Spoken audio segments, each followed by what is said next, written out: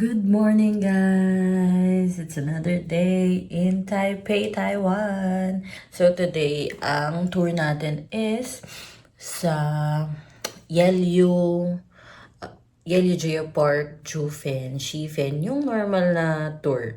So papakita ko sa inyo kasi I think may iba pang extra na pupuntahan, side trips. Like yung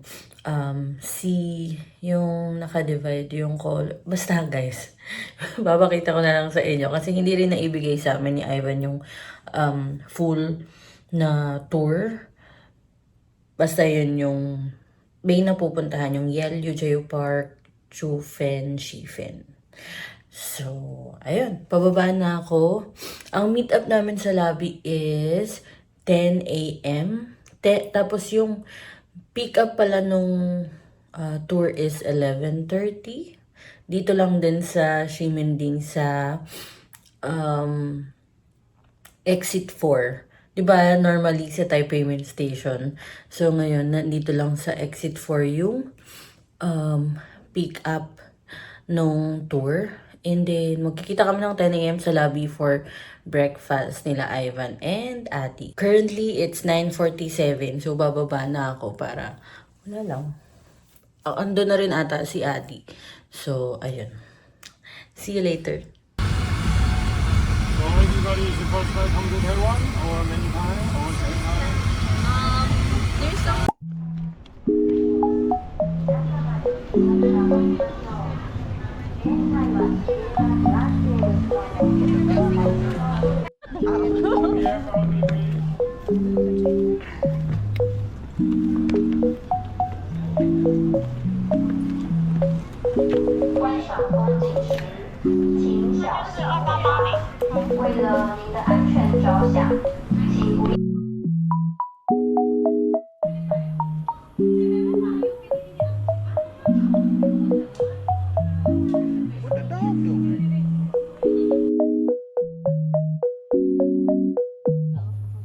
Yes, because it's looking like the small one is a camel's head and the bigger one is a camel's body.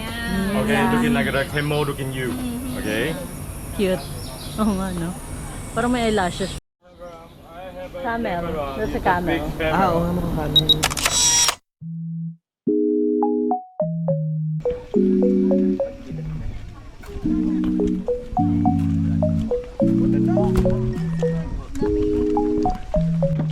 Hello. Si Ivan. Sorry na lang.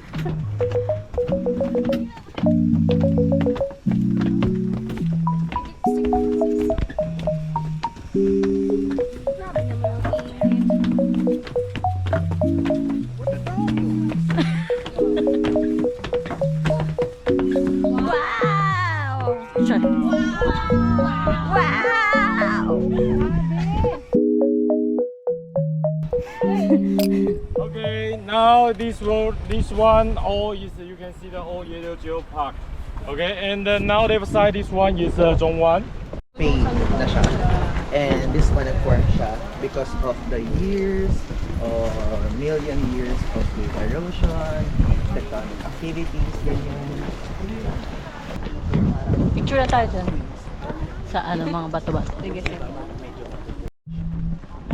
Gusto niyo ba sa taas? Gusto niyo ba sa taas? Hindi mo kasi sa taas.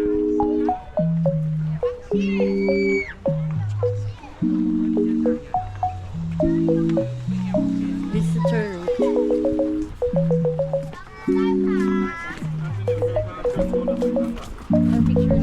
Picture.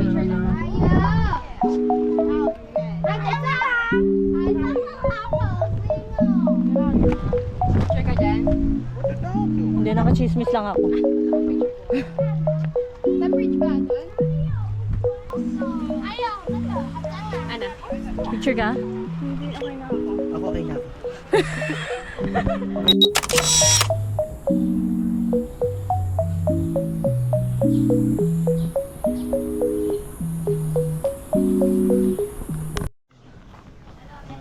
It's 100. Yeah, it's Okay, thank you. Amoy dilis-dilisan yung Oo. amoy natin. May mga dried. Ah, ayun yung mga almond. First time ko dito. Ano ito mga flo? Sa bread to? Diba, may Philippine flag eh. Saan? Ay, Coffee milk niya.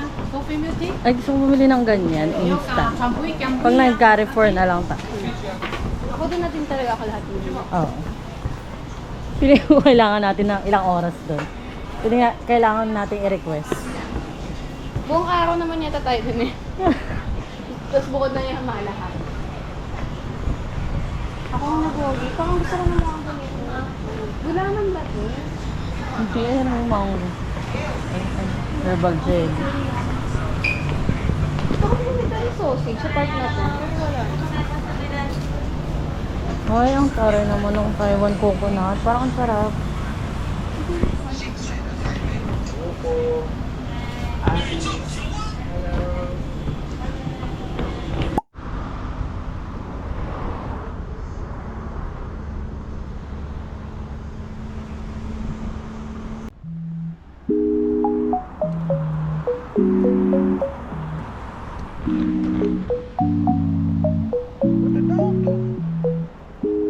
Gusto niya daw yung ganyang view. Photographer. Can I see it? Yes, yes you can. I-request mo talaga. I-request yan. Bani ko lang sa kasi wala sa ano no sa record. Can I bring this? No or is it What the dog? at least 10 minutes? Okay.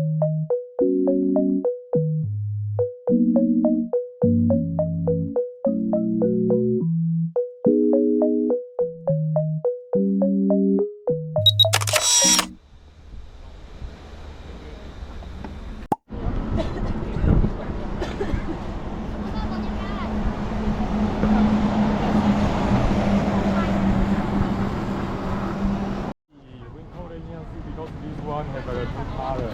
Coffee. One color is yellow color, one color is blue color. In the west side,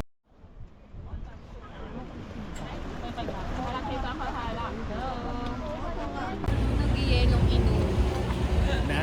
Nag-yelong inom. Diba? Yung super parang... okay, one, two, shake.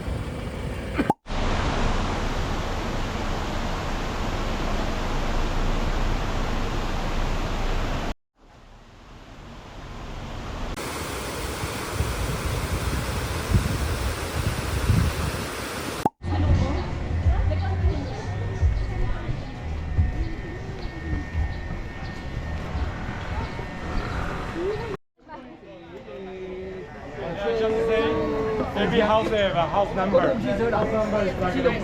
Wait.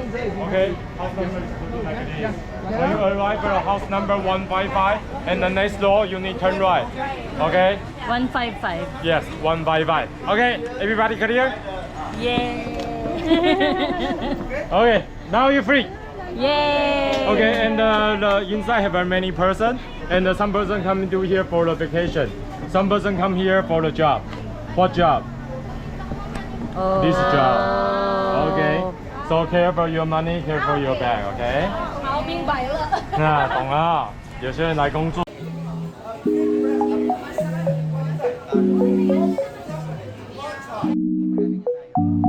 Pero kumain na muna tayo ng talaga. Lurupan pala. 50 NT. Ang mura lang ng mga braised pork.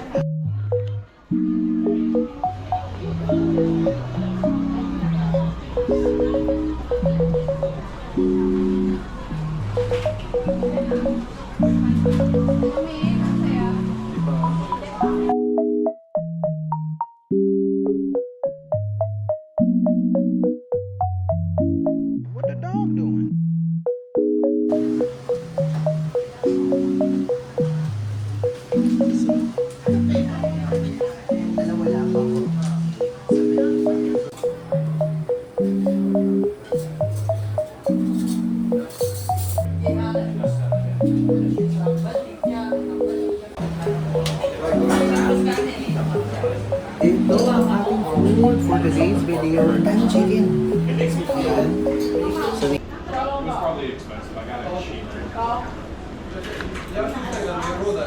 Natikman mo na yung xiaolong ba?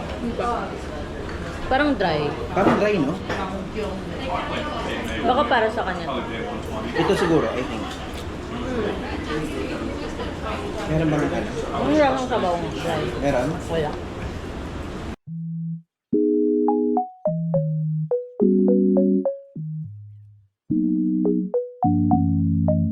What the dog doing?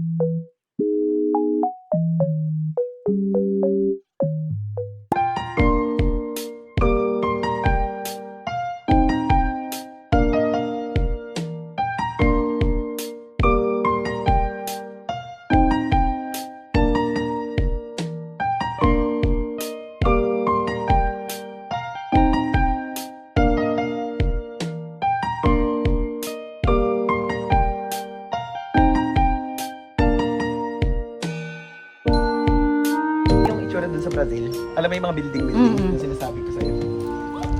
Sabi. Yeah. Oh my God, alam mo talaga. Thanks to Thanks to, wow, Discovers. Discovers talaga, Again? no?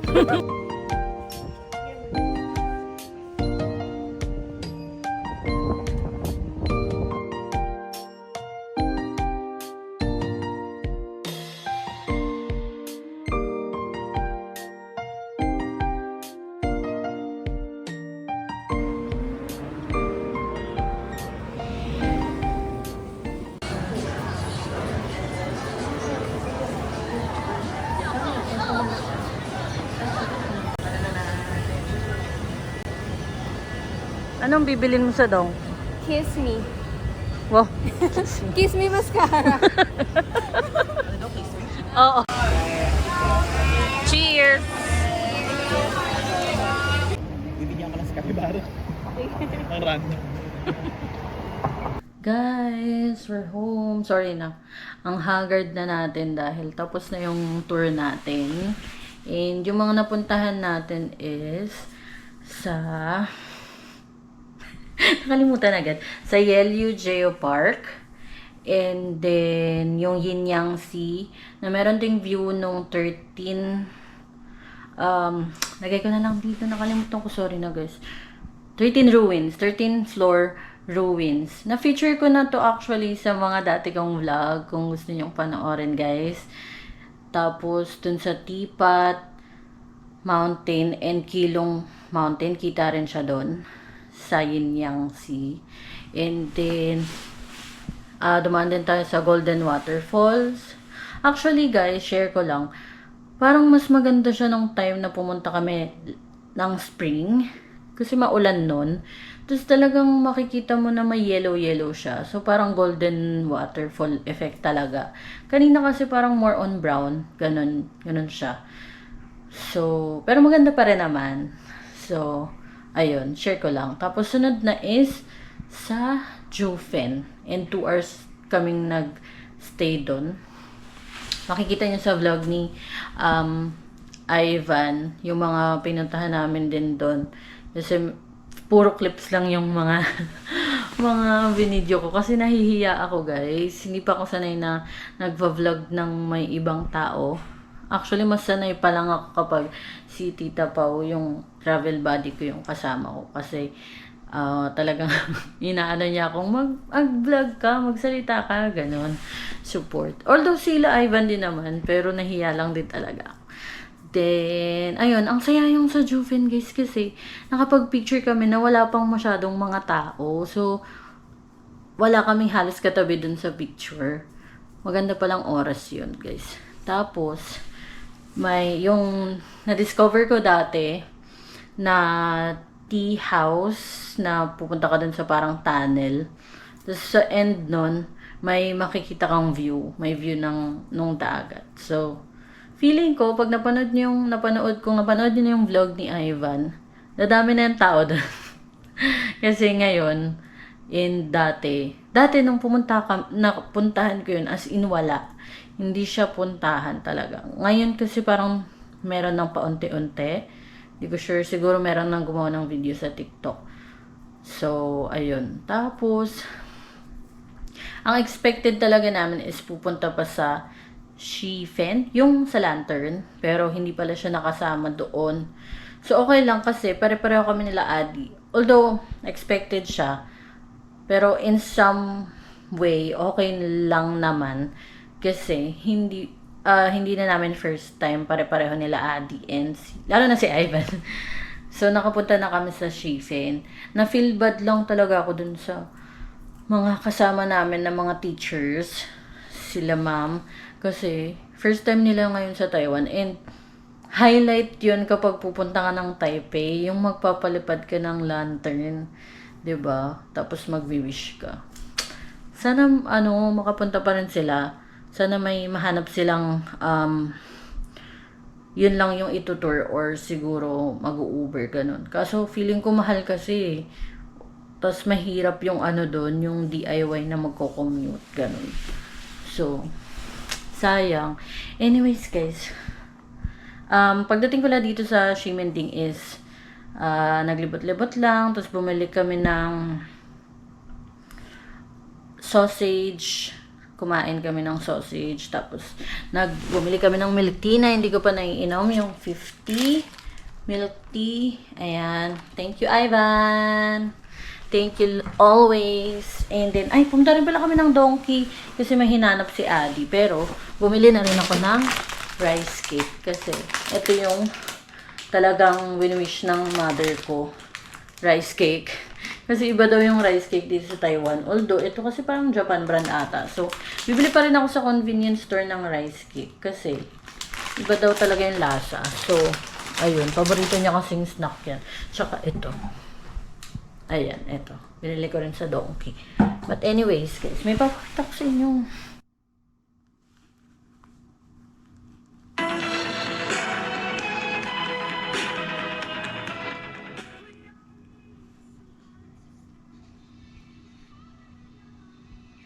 Cute, no? Aww. Hindi ko lang masabi kay Ivan, pero naiiyak din naman talaga. Nag-aasaran kasi kami na, huwag kayong maiyak guys, mga ganyan. Or, naiiyak ako, ganyan. Pero sa totoo lang, natatouch ako kasi.